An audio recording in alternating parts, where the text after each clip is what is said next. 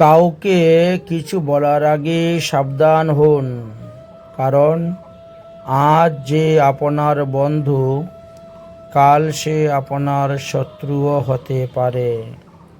তাই অতি গোপন কথাও আপন বন্ধুর নিকটে প্রকাশ করবেন না, গোপনই রাখতে হবে। সে যে কখন শত্রুতে রূপান্তরিত হয়ে যাবে তা বলা যায় না। বন্ধু যদি কদাপি মনে করে রোষ, তাহলে প্রকাশ করিয়া দিবে তোমার সমুদয় দোষ।